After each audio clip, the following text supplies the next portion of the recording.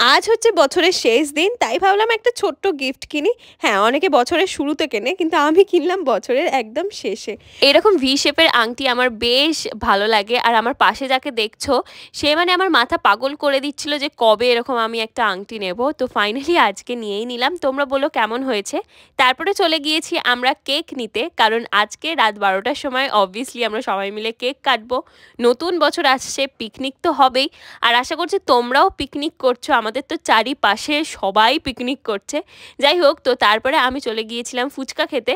মানে আজকে আমি সমস্ত কিছু খেয়ে নিয়েছি। আমার যা যা মন চেয়েছে সব খেয়ে নিয়েছি, কারণ পরের বছর থেকে একটু আমি সব কিছু মেনটেন করবো এইরকমই ভেবেছি। যাই হোক, কতটা কি করতে পারবো জানি না, কিন্তু ভেবেছি। আর এখানে দেখো আমাদের পিকনিকের সমস্ত কিছু তোড়জোড় একদম শুরু হয়ে গেছে, যার বড় ভ্লগ অবশ্যই আসবে। আর এখানে দেখো সমস্ত কিছু কাটাকুটি চলছে। তো চলো টাটা, এখানে গোঁতা খেয়ে নিয়েছি আমি। তো চলো টাটা।